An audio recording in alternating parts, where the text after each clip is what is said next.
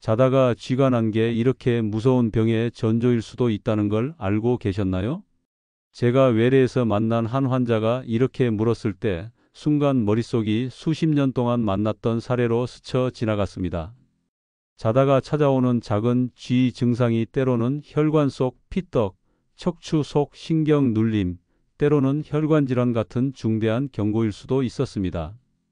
사실 60대 이상 3분 중 1분은 자다가 한두 번쯤 쥐가 난 적이 있습니다. 하지만 많은 분들이 이렇게 생각하고 넘겨버립니다. 나이 들면 원래 그렇지 물이라도 마시면 괜찮겠지. 그 순간 내일 찾아올 수도 있는 더 큰 사고의 가능성을 외면하게 됩니다. 이 영상을 끝까지 보신다면 단 3초 만에 찾아오는 다리 경련 속 원인을 스스로 판단하고 침착하게 대처하는 핵심 원칙을 알게 됩니다. 뿐만 아니라 절대 무시해선 안 되는 당장 병원으로 가야 하는 위험 신호까지 모두 정리해 드릴 것입니다. 여기는 사연 노후 채널입니다. 60대 이상 분들이 꼭 알아야 할 의학 건강 정보를 쉽게 풀어드리고 있습니다. 앞으로도 계속해서 유익한 정보를 만나보고 싶다면 지금 구독과 좋아요, 알림 설정 한 번씩 눌러주세요. 이렇게 작은 클릭 하나가 내일의 행복과 건강으로 이어질 수 있습니다. 자, 지금부터 자다가 쥐가 자주 나타나는 원인과 대처법, 그리고 절대 무시하면 안 되는 경고 신호까지 하나씩 알아보겠습니다. 저는 40년 경력의 내과 전문의 이승훈입니다. 지금까지 수천 명의 시니어 환자분들을 만나며 깨닫게 된 것이 있습니다. 자다가 찾아오는 쥐 증상이 절대 무시해선 안 되는 구조 신호일 수 있다는 것입니다. 우선 자다가 다리에 쥐가 자주 나는 원인부터 하나씩 살펴보겠습니다. 근육 경련은 원인별로 매우 다른 의미를 지니며 원인을 알아야 대처도 가능해집니다. 1. 근육 피로로 인한 경련. 가장 흔한 원인은 무리해서 운동했거나 평소보다 많이 걸었을 때 나타나는 근육 피로입니다. 예를 들면 평소 거의 운동하지 않던 70대 환자분이 손주를 돌보며 하루 종일 걸었더니 그날 밤 종아리가 경련했던 사례도 있었습니다. 근육은 평소보다 많은 자극과 부담이 주어질 때 피로물질인 젖산을 생성하고 이로 인해 자다가 쥐가 날 수 있습니다. 평소 거의 운동하지 않던 72세 이광수 어르신은 손주를 돌보며 하루 종일 걸었더니 그날 밤 종아리에 쥐가 찾아오며 비명을 지를 정도로 고통스러워 하셨습니다. 검사해 보니 근육 속 젖산이 급격히 쌓였고 피로가 원인으로 나타났습니다. 2. 수면 자세의 문제. 자다가 자꾸 쥐가 난다면 혹시 무릎을 잔뜩 구부린 채 자고 있지 않은가요?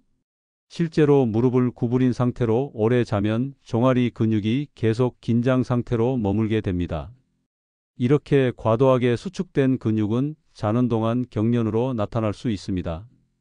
특히 무거운 이불로 발끝이 눌린 경우 발목이 아래로 처지면서 종아리 근육이 과도하게 수축될 수도 있습니다. 69세 박순자 어르신은 무릎을 잔뜩 구부린 채 자는 것이 평소 버릇이었는데 잦은 쥐 때문에 병원까지 찾게 됐습니다. 검사해 보니 무릎과 종아리 사이 혈류가 원활하지 않고 근육이 계속 자극된 것이 원인으로 나타났습니다. 작은 쿠션 하나를 무릎 아래 대어 자는 습관으로 한 달 만에 쥐가 거의 사라졌습니다. 3. 전해질과 수분 부족. 근육이 원활하게 작동하려면 칼륨, 마그네슘, 칼슘 같은 전해질이 필요합니다. 그런데 여름철 땀을 많이 흘리거나 저녁 시간 잦은 화장실 방문이 불편해 일부러 물 섭취를 줄이는 시니어 분들이 많습니다. 이렇게 수분과 전해질이 부족해지면 근육은 쉽게 경련 상태로 빠질 수 있습니다. 75세 윤근석 어르신은 잦은 화장실 방문이 싫어 저녁 시간 물을 거의 마시지 않다가 계속되는 다리 경련으로 병원을 찾았습니다. 검사해 보니 혈중 칼륨과 마그네슘 농도가 경계선 이하로 떨어졌었고 의사 권유로 저녁 전 적절히 물과 전해질 식품 등을 섭취하면서 증상이 거의 사라졌습니다. 4. 노화로 인한 근육신경 변화. 나이가 들면 근육량은 점점 감소하고 신경의 자극 전달 속도도 느려집니다. 60대 이후 잦아지는 쥐는 단순히 피로나 일시적인 문제가 아니라 이렇게 근육과 신경이 예민해지고 변화해가는 과정 속에서 나타나는 경우도 많습니다. 67세 김용환 어르신은 평소 다리가 자주 저린다고 내원하셨습니다. 원인을 찾아보니 연령 증가로 근육량이 감소하고 말초 신경 속도도 떨어졌습니다. 다리 운동과 재활 치료를 통해 3개월 만에 증상이 거의 나타나지 않게 되었던 사례도 있었습니다. 5. 혈관 질환 순환장애. 당뇨나 고혈압, 말초혈관 질환이 있는 경우 혈관 속 혈류가 원활하지 않게 되고 이는 근육에 충분한 산소가 전달되지 않게 만듭니다. 제가 만났던 74세 환자분은 잦은 쥐 증상이 단순히 근육 피로인 줄 알았지만 정밀 검사 결과 심부 정맥 혈전증이었고 자칫하면 폐로 혈전이 올라갈 수도 있었던 상황이었습니다. 74세 이영구 어르신은 자다가 계속 다리가 붓고 쥐가 난다고 내원하셨습니다. 처음엔 피로나 혈관 노화 정도로 생각했지만 정밀 검사 결과 심부 정맥 혈전증이 있었습니다. 그대로 두었더라면 혈전이 폐로 이동해 생명을 잃었을 수도 있었지만 조기 발견과 치료로 현재 건강하게 지내고 계십니다. 6. 약물로 인한 전해질 불균형. 고혈압약, 이뇨제, 고지혈증 약은 체내 전해질 농도에 영향을 줍니다. 새로 약을 바꾼 뒤 자다가 쥐가 자주 난다면 절대 무시하지 마시고 담당 의사에게 꼭 알려야 합니다. 73세 최명자 어르신은 원래 혈압과 고지혈증 약을 복용하고 있었는데 최근 이뇨제가 추가된 뒤 자다가 자주 쥐가 난다고 내원하셨습니다. 검사해보니 혈중 칼륨 농도가 급격히 떨어졌고 약물 조절과 함께 전해질 균형 관리를 통해 증상이 거의 나타나지 않게 되었죠. 이렇게 원인별로 살펴봤듯이 자다가 쥐가 찾아오는 상황은 절대 사소하다고 넘겨서는 안 됩니다. 원인을 알면 대처가 가능하고 대처하면 내일 찾아올 사고를 예방할 수 있습니다. 작은 증상이 내일의 큰 사고를 막는 결정적인 실마리가 된다는 점 꼭 잊지 마시기 바랍니다. 그렇다면 자다가 쥐가 자주 나는 상황은 어떻게 예방하고 대처할 수 있을까요? 좋은 소식은 지금 당장 실천 가능한 작은 습관들만으로도 쥐 증상이 절반 이상 줄어들 수 있다는 것입니다. 제가 40년 동안 환자분들께 권했던 핵심 원칙 5가지를 지금 알려드릴 테니 꼭 메모해 두시기 바랍니다. 1. 바른 수면 자세를 지켜주세요. 잠들 때 무릎은 가능하면 펴서 다리가 편안히 늘어진 상태로 눕는 것이 좋습니다. 나는 무릎을 구부려야 편해 하셨던 한 72세 환자분도 작은 쿠션 하나를 무릎 아래 대들인 뒤 자는 습관으로 쥐 증상이 거의 사라졌습니다. 또 무거운 이불 대신 가벼운 침구를 덮어주세요. 이렇게 작은 변화가 혈관과 근육에 무리를 덜어줍니다. 2. 취침 전 5분 스트레칭하기. 스트레칭은 자는 동안 근육이 수축되지 않도록 도와주는 핵심 습관입니다. 예를 들면 벽에 손을 대고 한쪽 다리를 뒤로 쭉 밀며 종아리 늘리기. 침대 위에서 발끝을 몸쪽으로 천천히 당겨주기. 누워서 발목을 시계 방향, 반시계 방향으로 10번씩 돌리기. 제가 만난 68세 환자분은 이 3가지 동작만 2주 동안 매일 실천했더니 쥐가 거의 나지 않게 되었고 자다가 깨는 일도 거의 없었다고 하셨습니다. 3. 충분한 수분과 전해질 섭취. 물은 자다가 쥐가 나는 상황과 직결됩니다. 하루 최소 1.5에서 2리터 정도 물을 마시되 저녁 시간대 잦은 화장실 방문이 불편하다면 취침 2시간 전부터는 절반 정도로 줄여서 마셔보세요. 그리고 바나나, 시금치, 감자, 유제품, 견과류 같은 전해질이 풍부한 음식을 자주 드셔야 합니다. 제가 만난 75세 김인석 어르신은 매일 저녁 바나나 1개를 먹었더니 쥐가 거의 사라졌다고 하셨습니다. 4. 한 자세로 오래 있지 않기. TV를 보거나 책을 읽을 때 같은 자세로 오래 있으면 혈류가 원활하게 돌지 않습니다. 1시간마다 한 번씩 다리 운동만 하셔도 혈관과 근육이 자극되어 쥐 발생 가능성을 크게 줄일 수 있습니다. 5. 복용 약물 점검하기. 새로 혈압약, 이뇨제, 고지혈증 약 등을 드셨다면 근육 경련이 시작된 시기와 연관이 있는지도 살펴보세요. 의사에게 증상을 알리고 필요하다면 다른 종류의 약으로 변경하는 것이 중요합니다. 절대 스스로 판단해 약을 끊거나 변경하지 마시기 바랍니다. 그런데 아무리 예방해도 갑자기 자다가 쥐가 찾아오는 순간은 있습니다. 그럴 때는 어떻게 해야 할까요? 제가 오랜 시간 응급실과 외래를 지켜오며 환자분들께 권했던 쥐가 났을 때 즉시 대처하는 4단계의 원칙을 지금 알려드릴 테니 꼭 기억해 주세요. 1단계 발끝 천천히 몸쪽으로 당기기. 근육이 급격히 수축된 상태라면 첫 번째로 해야 할 일은 근육 늘리기입니다. 다리를 쭉 펴서 무릎은 곧게, 발끝은 천천히 내 쪽으로 당겨주세요. 중요한 것은 절대 급하게 하지 말고 천천히 움직이는 것입니다. 이렇게 해야 경직된 근육이 무사히 원래 상태로 돌아옵니다. 2단계 종아리 발바닥 마사지하기. 발끝 당기기로 급한 경련이 조금 잦아들었다면 이제 종아리와 발바닥을 부드럽게 마사지해 주세요. 손바닥 전체를 이용해 아래서 위로 밀어 올리는 것이 좋습니다. 아킬레스건과 발바닥도 잊지 마세요. 이렇게 따뜻하고 부드러운 자극은 근육 속 혈류를 원활히 하여 회복 속도를 높여줍니다. 3단계 승산혈 지압하기. 승산혈은 종아리 뒤쪽 중앙 가장 볼록하게 올라오는 부분에서 아래로 2마디 정도 내려간 지점입니다. 여기를 엄지손가락으로 꾹꾹 지그시 눌러주세요. 3초 누른 뒤 1초 쉬는 방식으로 5번 정도 반복하면 경직된 근육이 한결 편해질 것입니다. 실제로 제 외래를 찾은 많은 어르신들이 이 방법으로 큰 도움을 보셨습니다. 4단계 따뜻한 찜질로 마무리하기. 근육이 경직된 직후 따뜻하게 혈류를 자극해주면 잔여 경련과 통증이 빠르게 완화됩니다. 미지근하게 데운 수건이나 찜질팩을 10분에서 15분 정도 경련이 있던 부위에 대주세요. 단 너무 뜨거운 온도는 피하고 손등으로 살짝 대봤을 때 따뜻하다 정도면 충분합니다.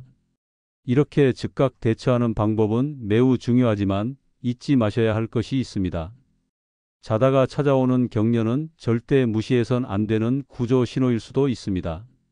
원인을 제때 찾아 해결하고 평소 작은 실천으로 예방하는 것이 내일의 큰 사고를 막는 첫 걸음입니다. 이렇게 자다가 쥐가 났을 때 대처하는 방법은 매우 중요합니다. 그러나 절대 잊지 마셔야 할 것이 있습니다. 근육 경련은 때로 단순히 근육 피로가 아니라 중대한 혈관신경계 질환의 경고일 수도 있다는 점입니다. 아래 5가지 상황은 절대 무시하지 마시고 즉시 병원으로 가서 정밀 검사를 받아보셔야 합니다. 1. 한쪽 다리가 갑자기 붓고 뜨거워질 때. 쥐가 난 뒤 다리 한쪽이 붓고 열이 올라오며 붉게 변하는 경우가 있습니다. 이럴 때는 혈관 속 혈전이 원인일 수 있으며 그대로 두면 혈전이 폐로 이동해 폐색전증을 일으켜 생명을 위협할 수 있습니다. 2. 쥐가 풀린 후에도 오래 지속되는 통증과 경직. 보통 쥐는 10분에서 20분 내로 증상이 완화됩니다. 하지만 수시간 이상 계속되는 통증과 경직은 근육뿐 아니라 혈관신경계 문제가 원인일 수 있으니 즉시 병원을 찾으셔야 합니다. 3. 다리가 창백해지고 차가워질 때. 근육 경련 후 다리가 창백해지고 만졌을 때 차갑거나 감각이 둔해지는 상황은 혈관이 급격히 막힌 급성 동맥 폐색을 의미할 수 있습니다. 이때는 즉시 응급실로 가셔야 하며 절대 기다리지 마십시오. 4. 쥐가 날 때 함께 숨이 차거나 가슴이 조일 때. 근육 경련과 함께 가슴 통증, 숨참, 두근거림이 나타난다면 혈전이 폐로 올라갔을 가능성이 있습니다. 이 상황은 절대자가 대처로 해결할 수 없으며 즉시 119로 연락해 전문적인 처치를 받아야 합니다. 5. 자주 쥐가 나며 다리 힘이 빠지고 저린 증상이 나타날 때. 최근 쥐가 자주 나고 걸을 때 다리에 힘이 빠지고 저린다면 척추 신경이 눌린 상황일 수 있습니다. 조기 발견하면 치료가 가능하지만 오래 방치하면 영구적인 마비로 이어질 수도 있습니다. 여기까지 자다가 쥐가 자주 나타나는 원인과 예방법, 대처법, 그리고 절대 무시하면 안 되는 위험 신호까지 모두 살펴봤습니다. 하지만 외래나 강연에서 자주 듣는 질문들이 있습니다. 마지막으로 가장 많이 궁금해하는 부분들을 정리해 드릴 테니 꼭 참고해 주세요. 운동하면 오히려 쥐가 더 자주 날까요? 무리하게 운동하면 일시적으로 경련이 나타날 수 있습니다. 하지만 적절하고 규칙적인 운동은 오히려 근육과 혈관 건강에 매우 중요합니다. 예를 들면 하루 20분에서 30분 정도의 가벼운 산책, 간단한 체조, 수영 같은 운동은 근육과 혈관의 탄력을 높여서 쥐가 자주 발생하는 상황을 크게 줄여줍니다. 바나나가 쥐 예방에 실제로 도움이 되나요? 네, 매우 큰 도움이 됩니다. 바나나는 근육과 신경 전달에 필요한 칼륨을 풍부하게 함유하고 있습니다. 저녁 시간에 간단히 한 개 정도 섭취하면 자다가 쥐가 발생하는 것을 완화하는 데 효과적입니다. 승산혈 지압은 자주 해도 괜찮나요? 원칙적으로 하루 1번에서 2번 정도 부드럽게 지압하는 것이 좋습니다. 하지만 피부가 예민하거나 멍이 쉽게 드는 체질이라면 강하게 누르지 않고 상황에 맞게 조절해 주세요. 고령자나 임산부도 같은 방법으로 대처해도 될까요? 네, 거의 모든 연령대가 동일하게 실천해도 무방합니다. 다만 무릎 관절이 불편하다면 무리하지 않고 침대 위나 의자에서 가볍게 진행하는 것이 안전합니다. 이제 오늘 핵심 내용을 다시 한눈에 정리해 드리겠습니다. 자다가 쥐가 자주 난다면 원인별 점검이 필요합니다. 바른 수면 자세, 충분한 수분과 전해질, 규칙적인 운동은 예방의 핵심입니다. 쥐가 발생했을 때는 발끝 당기기, 마사지하기, 승산혈 지압하기, 따뜻한 찜질로 즉각 대처 가능합니다. 다리에 붓기, 열감, 창백저림, 숨참, 힘빠짐 같은 증상이 나타난다면 절대 무시하지 말고 즉시 병원을 찾아야 합니다. 오늘은 자다가 쥐가 자주 나는 원인과 대처법, 그리고 절대 무시하면 안 되는 위험 신호까지 모두 살펴봤습니다. 제가 이렇게 자세히 말씀드린 이유는 단 하나입니다. 작은 증상이더라도 원인을 알고 대처하면 큰 사고를 막을 수 있고 편안하고 건강한 노후를 지켜갈 수 있기 때문입니다. 자다가 쥐가 나는 것이 단순히 나이 탓이라고 생각하고 넘기셨다면 오늘 이 순간부터는 다른 시선으로 내 몸을 바라보셨으면 합니다. 근육 경련은 절대 사소하다고 무시할 문제가 아닙니다. 때로는 혈관 속 작은 피떡, 혈류의 이상 또는 신경계 문제의 경고일 수 있습니다. 그러니 지금이라도 내 수면 습관과 일상 속 작은 부분부터 점검해 보세요. 바른 수면 자세로 자고 저녁 시간 충분히 수분과 전해질을 채워주세요. 그리고 자다가 쥐가 났을 때는 오늘 알려드린 4단계 대처법으로 침착하게 대응해 보세요. 가장 중요한 것은 조기 발견입니다. 만일 다리 붓기, 열감, 창백해짐, 저림, 숨참, 힘빠짐 같은 증상이 함께 나타난다면 절대 머뭇거리지 마시고 병원을 찾으셔야 합니다. 작은 증상이 내일의 큰 사고를 막을 수 있는 결정적인 신호일 수 있습니다.